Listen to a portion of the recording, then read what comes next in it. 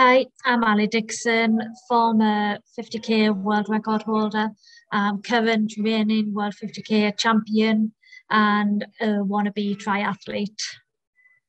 So, first question we got was, how did you first get into running, and was it an easy decision to turn professional? Um, I first got into running at a very early age. My dad was a marathon runner. I would travel around watching him do different races. I would do the local fun runs. And then I actually joined the local running club to go on a trip to a theme park, Flamingo Land. That was at the age of about 11 or 12. I can't remember the exact age. And then it wasn't until I turned, what was it, 2016, the back end of 2016, that I actually turned fully professional, signed my first contract with Nike. So I was definitely a late developer.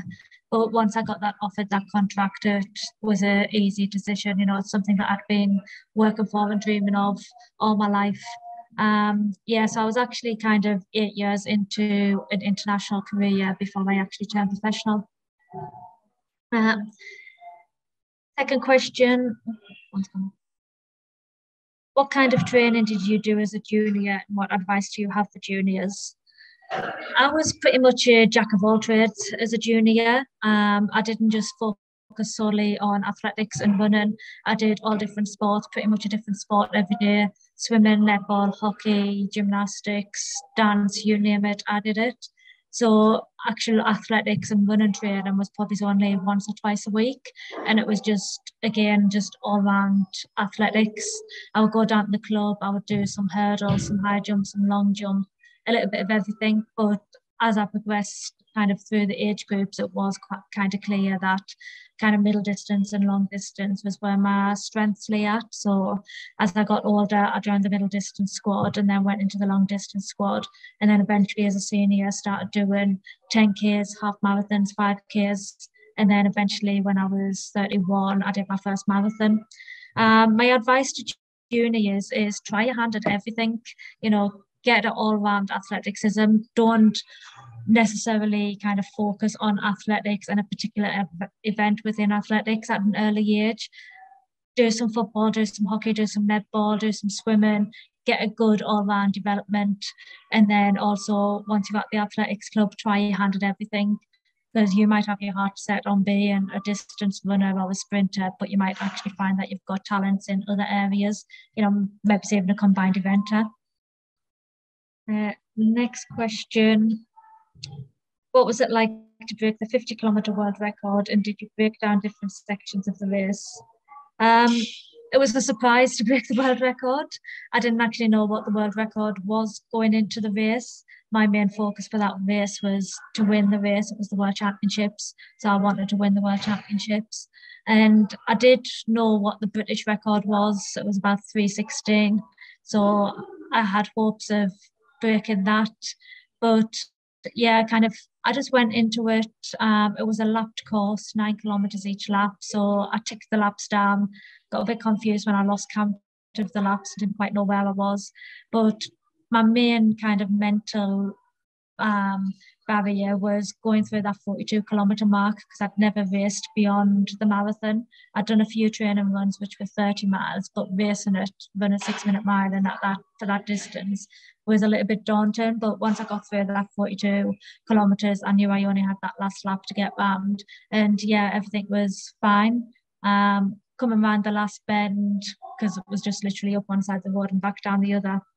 And the team manager shouted, "You've got a massive lead and you're going to break the world record." So I kind of ran around the corner and then looked over and shouted, "What is the world record?" And yeah, the last 4.5 kilometers, I finished strong. And to cross the line, you know, not only winning a world championship, but also breaking a 31-year-old world record, it was a very special feeling. But I did also feel a little bit of a fraud, because I didn't know much about the 50-kilometer event. I definitely didn't know anything about the world record, who held it, how long it had held for. So yeah, I did feel a little bit of a fraud going in and pretty much doing a smash and grab. Next question. What was your favourite training session? I love a good long run. even now, kind of my long runs, they're not just a slow, ploddy time on your feet long run. They're normally at quite a decent pace.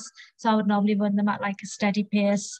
When I was training for marathons, they would be kind of, 30, 40 seconds a mile slower than marathon pace. So I would do up to the full marathon distance in training, and I would often knock out 247, 250 marathon as part of training.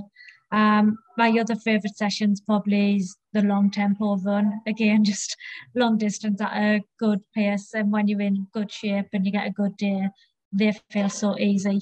On days where you're not quite, you've got some added fatigue in there, you're not quite on the ball, they can be very tough. But then, it's just that tough mentality sees you through. And yeah, you get a great feeling when you finish them. What was it like to represent Great Britain at the Olympics and run a marathon in the heat and humidity of Brazil? Oh, it was honestly a dream come true. Just being at an Olympics was amazing. It's something that I'd dreamt of for 24, 25 years, but it was also something where I never actually thought it would come true. I think every kid that's involved in an Olympic sport dreams of one day being at the Olympic Games and competing for their country, but it's only a very small number that actually get it. So yeah, it's like the emotions involved, I still struggle to explain them. When I crossed that line at London to get say my qualification, it was just every emotion you could think of going through. Yeah, relief, disbelief, happiness, sadness, because sadly I'd lost a few relatives in the run into those, so they never actually got to see to achieve that dream. But yeah, it was just the best thing ever being out there representing like Queen and country on the road at the Olympics, greatest show on earth. And I was very fortunate that I had my parents, my mum and dad roadside, and they supported us, and having them shouting for us each time was just beyond amazing. It was just fantastic. The heat and humidity, everybody that was there that day said it was boiling hot and really humid, but I'd prepared so well and was just so focused on the race and my performance, I didn't really feel those effects. So I'd been in Fontenoy doing some warm weather acclimatization, hot baths, running in all your sweats in like 28, 30 degrees, saunas. We used ice vests, sorry, during warm up to keep us cool, ice cubes in hats and wristbands. So I was very prepared for the conditions. And then come race day, it was just a case of pouring water over you at every opportunity, taking on as much fluids as possible. And then, just adjusting your pace to kind of control your pace and kind of deal with the conditions out there. And it was pretty much a war zone, even from as early as 5K, 10K. There's people dropping out and just, kind of on the roadside. But I just paced it well, went through that first 5K in the 70s and then ended up finishing 27. So yeah, I was really pleased with that. And it was just a fantastic experience all round. How do you manage to fit in training for three disciplines in triathlon, and what's your strongest and weakest? Um, I think my strongest is pretty self-explanatory. The running side, even I've only actually done one triathlon, and it was a super sprint. So it was 300 meters sea swim. It was round about, I think it was 8, 9 kilometers on the bike, and then 2.5 kilometers run. So even that 2.5 kilometers, once I got onto that run, I knew that was my zone, and I came flying through and to finish first in my age group, which was British champ. So that was really good. My weakest is definitely my swimming. I used to swim a lot when I was at school, but it was probably about 20 years since I've last done any kind of proper swimming. So going into the pool for that first time was quite daunting. I joined the local triathlon club, and I was actually in the developmental lane until about 2 or 3 weeks before my triathlon. And even the day of the triathlon, I was a bit worried. Can I actually swim 300 meters non-stop? But being a competitor, as soon as the gun went, it was just a case of get in and just keep on swimming until you hit land again. So yeah, my swim was actually quite okay on the day. I targeted 6 minutes and I came out in like 5:57. So I was under my target. My bike, I'm not the best at cycling, but I was okay that day. I held my own, and then, like I say, that 2.5k run, I went through them like a train, and luckily I can still run like 5 30-minute mile and for that distance. So yeah, it was quite good. Fitting it in, it is a bit more kind of a lot more time constrained. I work full time now as well, kind of 35 hours a week. So luckily, we're literally right next door to the aquatic centre. So I've got the swimming pool right on my doorstep. So I'll swim on a Monday after work, a Wednesday before work, and then a Thursday after work. Um, Work is about 4 mile away from home, so I'll often kind of run or ride the commute to get the miles in that way. And then I do my Tuesday track session with the lads at the club. And with it being winter, we've just started doing Wednesday Swift sessions with the tri club.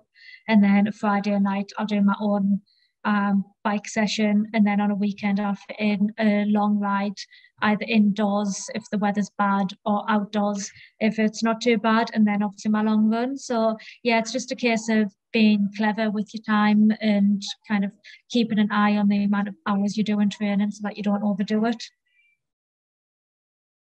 Why did you switch to triathlon? Um, I've always been curious to do a triathlon, obviously an endurance-based athlete. So yeah, kind of I've always enjoyed riding my bike, but I'd been scared to actually ride it outside in case I fell off or got hit by a car or anything and then got injured and it would affect my running. And when you're a professional runner, that's how you earn your living. You've got to kind of minimize all these risks. But once I stepped away from the professional side of running, I started to do more outdoor bike rides. I enjoyed it, so I entered a duathlon and I did okay there. I finished third female, first in my age group. And yeah, it kind of just went from there. Triathlon and duathlon's just a new challenge for us. It gives us a new goal and a new focus, and it's something where hopefully I can see improvements rather than my running. I'm getting slower. You know, I'm doing 5k pace sessions now, and it's the same pace as my marathon PB pace, which is kind of quite disheartening. But I'm also very realistic and know that I can't stay at a top level for forever. So yeah, triathlon just gives us a few new challenges and focuses. What's your advice to somebody who wants to run a marathon for the first time? Yeah, so I do some coaching, and I've had quite a few people doing their first marathons with my help and my advice. I always say to them the three P's: practice, pacing, can't speak, practice, pacing, and patience. So obviously, practice is your training. You've got to go in there. You've got to be fully prepared for that 26 miles. I know I've mentioned earlier that I've trained up to 26 miles when I was training for marathons, but I don't recommend that for everyone. For most people, 20 miles is more than enough. Yeah, your pacing, you've got to get your pacing correct on the day. If you go off too fast in that first 10k, it's going to come back and bite you, and that last 10k is going to be really painful. And then patience, just don't expect your fitness is going to come straight away at the start of a marathon process. You've got to be looking at kind of your full 14-16 week block. So if you're at marathon peak fitness in the first week, by the time it comes to your marathon, you're probably falling off the edge of a cliff, being ill, injured, overtrained, or whatever. So have some patience. Don't expect it all to come at once. And then again, on the day of the race, have patience. Don't just go flying off like hell for leather, running far too fast. Hold something back for that last 10k because it is hard. So yeah, you need just to have that. And the other one that I would say is respect the distance, but don't fear it. 26.2 mile obviously is a very long way, but you've got to give it respect. You've got to be willing to hold back in those early stages and pull through. Don't go in far too cocky like I was in my first marathon and think, oh, this is easy, I can hold this pace, and then get to 16 miles and pretty much crying for your mum because you've made the mistakes and you're in a world of pace. So yeah, respect the distance, but don't fear it. And then practice those three P's. Um, how does your mentality change in triathlon compared to marathon and long distance running? I don't think it changes that much. Obviously, I have a very competitive streak in us, otherwise, I wouldn't have achieved the things that I have over the years. I think the biggest change is that you've got to leave your ego at home. Yeah, kind of in road races, 10Ks, half marathons, marathons, I pretty much know where I belong in those events. And yeah, if I did like a local race, I'd know pretty much, yeah, top threes on.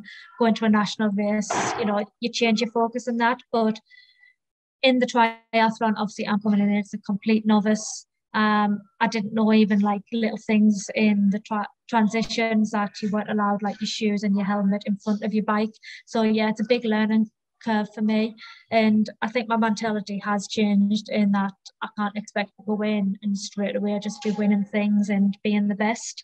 I have had a bit of a easy entry into the multi-sport with kind of, getting some age group wins, getting some podiums. But I know once I move into bigger races, that's not going to happen. But yeah, it's just that, not expecting to do brilliant and be the best straight away. It is a process of learning and improving. But yeah, there's also that competitive element where I do want to be the best. And yeah, so I did qualify for World Championships in the age groups for the super sprints. So that's one of my big focuses for next year. And yeah, I've just got to have that same mentality towards training, the discipline and the dedication, and just keep on, looking for those little marginal gains. Where is the best and toughest location you have ever raced? Um, oh, that's a good one.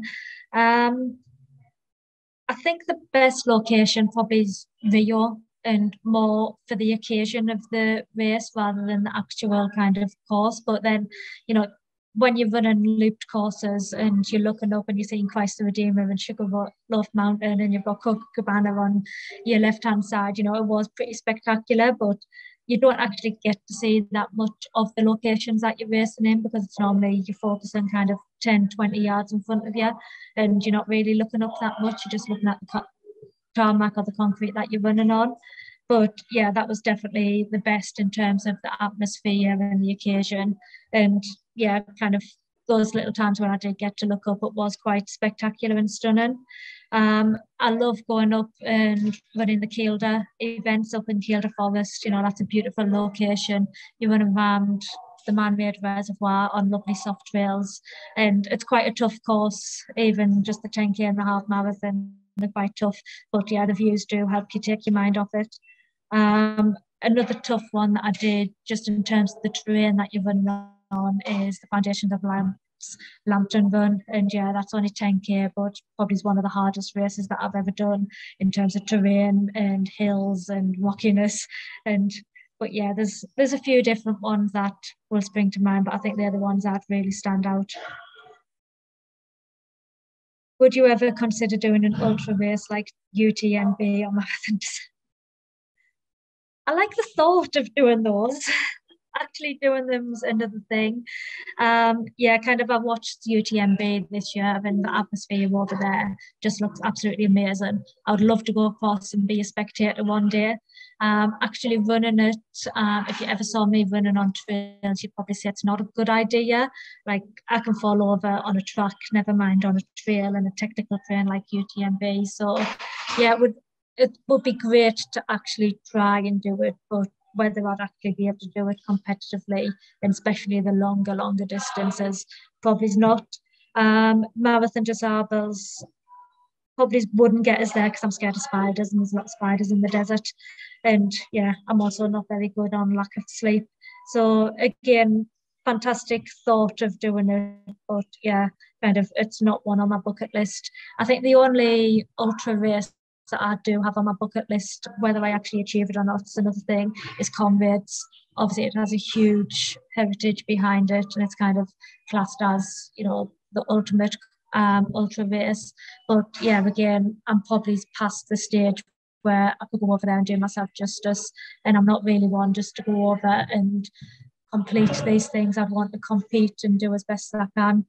So yeah, I think my ultra marathon running days probably is over with that one and only race. But I have 100% record. I didn't do too bad, world champion and world record. So why go back and kind of taint that with a few defeats and getting beat?